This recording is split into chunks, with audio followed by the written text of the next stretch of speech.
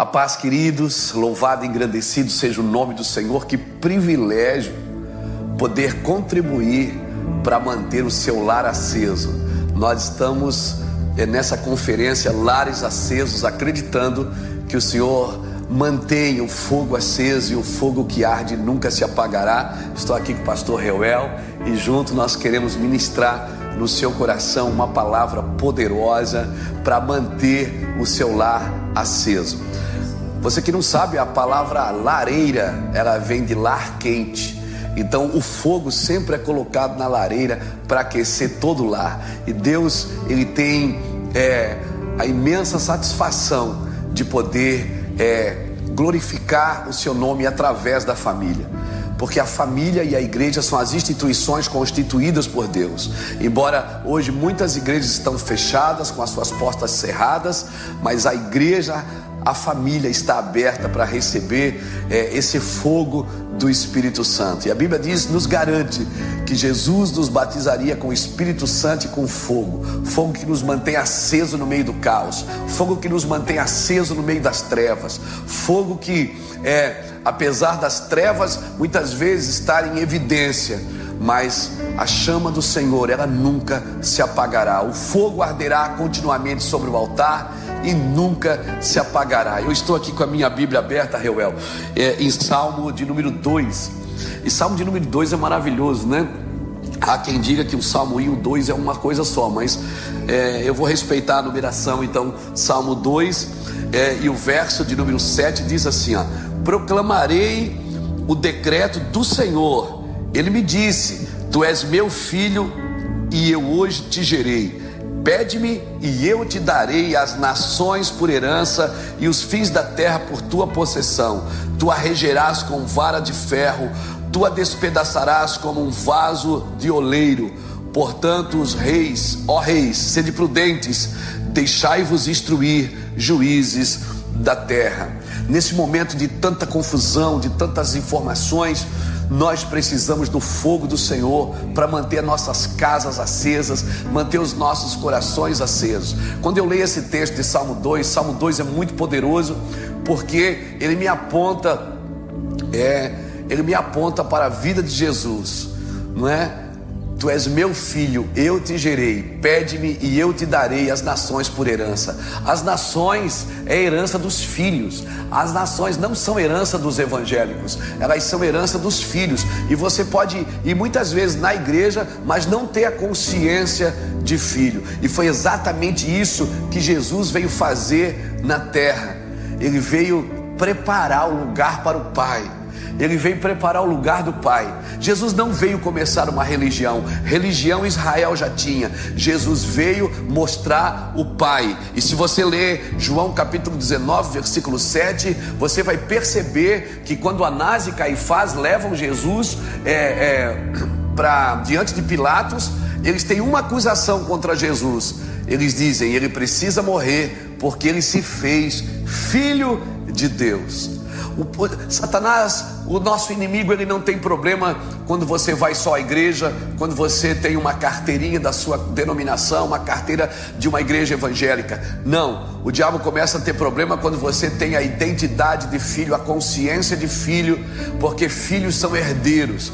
Filhos não correm para a igreja atrás de bênção, porque os filhos são herdeiros da bênção de Deus. O que Jesus veio dizer foi dizer: vocês têm um pai, Israel.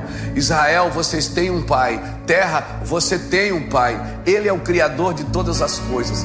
Deus não quer ser só seu Deus, Ele quer ser seu pai. Amém? Mas para isso nós precisamos ter uma consciência de filho. Quem sabe Deus não nos levou para casa. Algumas pessoas têm dito: mas pastor, eu estou preso na minha casa. Eu quero dizer para você que eu não estou preso na minha casa, porque a minha casa não é uma prisão. A minha casa é um lar aceso, é um lar incendiado com a palavra do Evangelho, com a glória de Deus, com a presença de Deus. Sim, glória ao nome de Jesus. Sua casa é um lar aceso, creia nisso. Sua casa é um lar aceso. O fogo jamais se apagará sobre o altar. Antes de arder no púlpito, ele precisa arder no altar.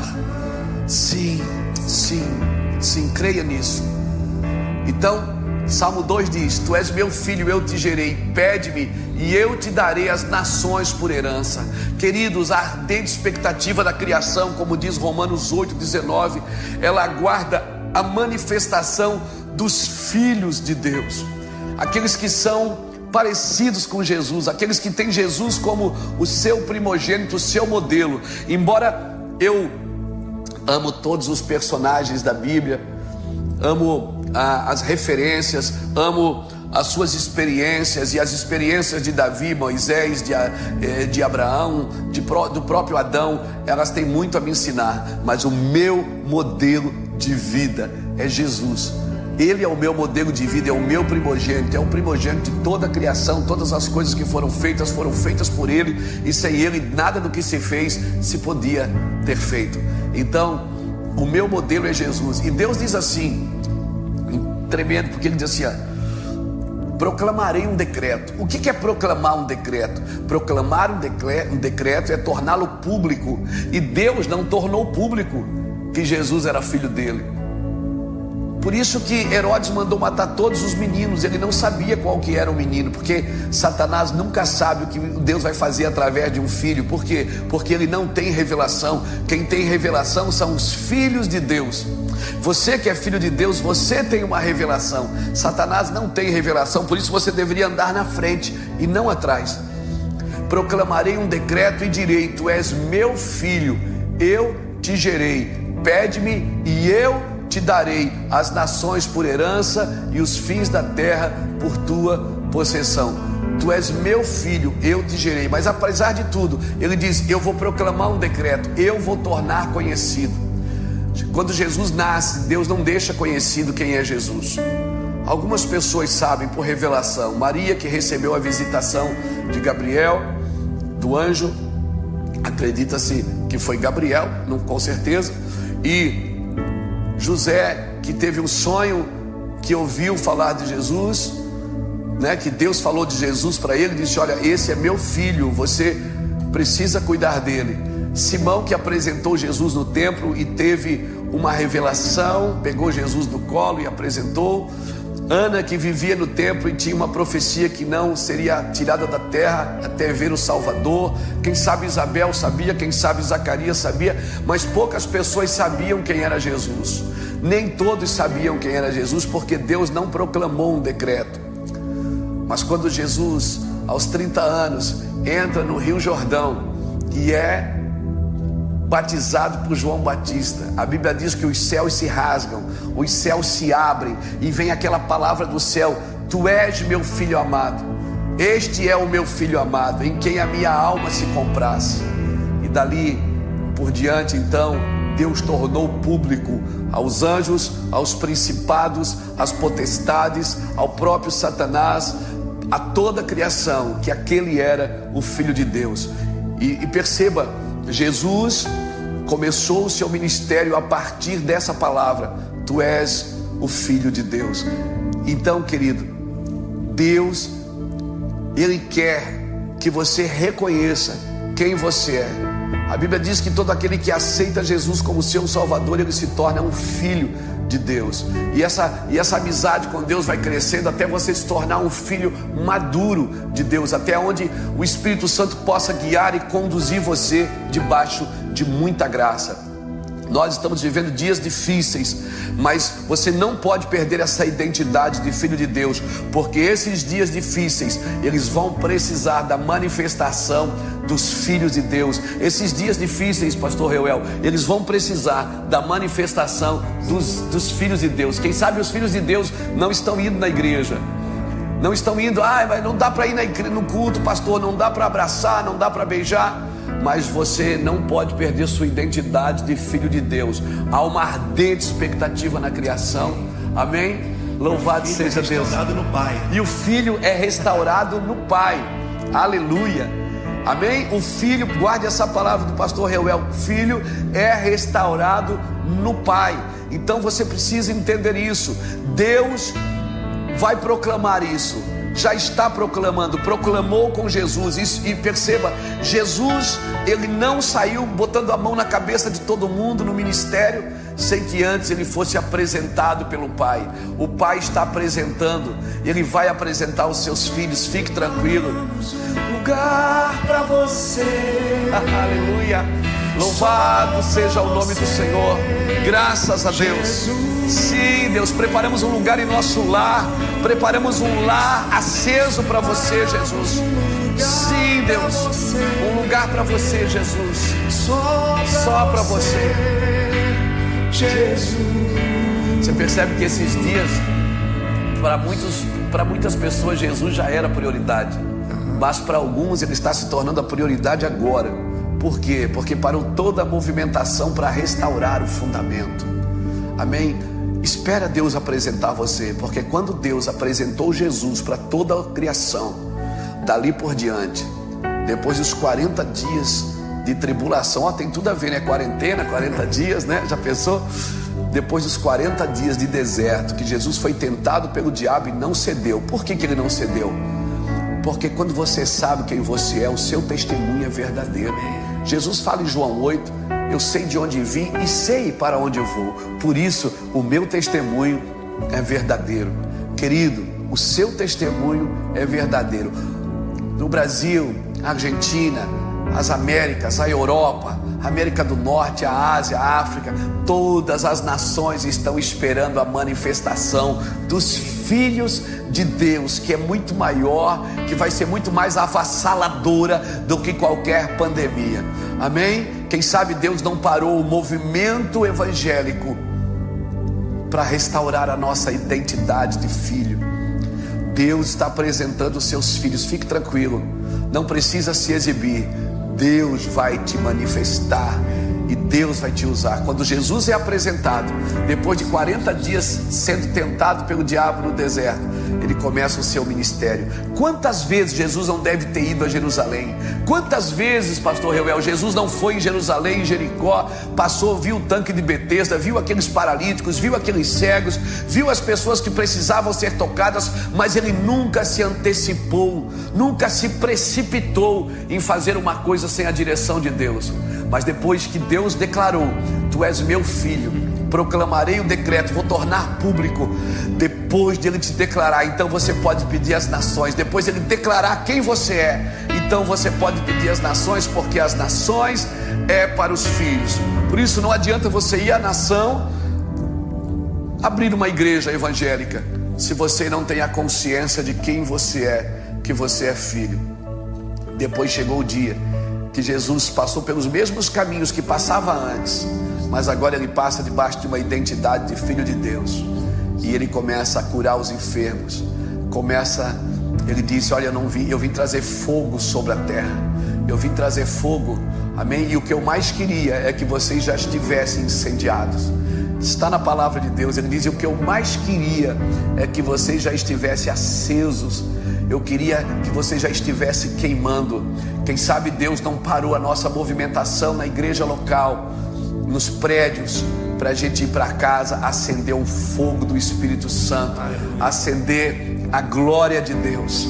Sim, eu quero orar por você, eu quero declarar que ninguém é maior do que você, Jesus, que ninguém é maior do que você, Jesus. Eu quero declarar fogo sobre as nações. Deixa eu te falar algo maravilhoso. Maravilhoso.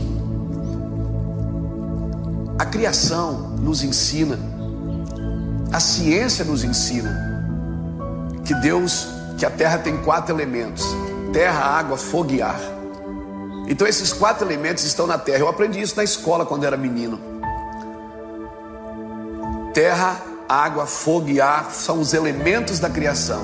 Deus pegou esses elementos e colocou no homem. Por isso que o homem é pó da terra. O homem tem os códigos do céu e os códigos da terra. Terra e céu, céus e terra se encontram no ser humano. Então, o homem é terra porque ele foi formado do pó da terra. O homem é água porque 68% do seu organismo é água. O homem é ar porque Deus soprou o seu espírito sobre o homem. Só faltava o fogo. Só faltava o fogo. Aí aparece João Batista no Jordão dizendo: eu vos batizo com água, mas após mim virá um que vos encherá do Espírito Santo e de fogo.